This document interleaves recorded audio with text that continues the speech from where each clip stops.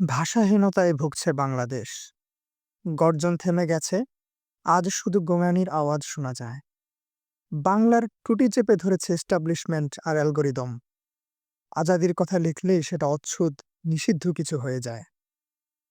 জনগণ এখনো কোমায় পড়ে আছে। জনগণ কারো নাম ধরে কাঁদে, মূলত তার জীবনের কান্নাকে আড়াল করতেই। হাদি হয়ে উঠেছিল আমাদের মুখ, আমাদের চোখ, আমাদের আওয়াজ, আমাদের জবান। ওরা আমাদের গলা কেটে বসে আছে নিরুপদ্রবে, অপেক্ষা করছে ঘর ঘর আওয়াজ কখন বন্ধ হবে, কখন আবার নিস্তেজ হয়ে লুটিয়ে পড়বে জাতিরূপ বাংলাদেশি বুনো মহিষ। শকুনেরা উড়বে, শুঁয়োপোকারাও তার পিছু পিছু আসবে। হায়নারা নেতৃত্ব দেবে, রক্ষকের মুখোশ খুলে ভক্ষক হয়ে নেমে আসবে ওরা। এখন বসে বসে চোখে চোখ রেখে প্রতারণা করছে।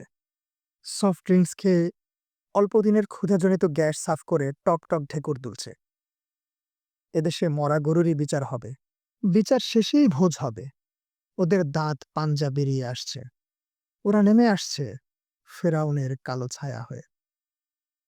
ওরা আমাদের গলা কেটে দিয়েছে, ওরা আমাদের চোখে চোখ রেখে প্রতারণা করছে, ওরা আমাদের নিঃশেষ হবার প্রহর গুনছে, ওরা ফেরাউন হয়ে দিগন্ত ছেয়ে আসছে।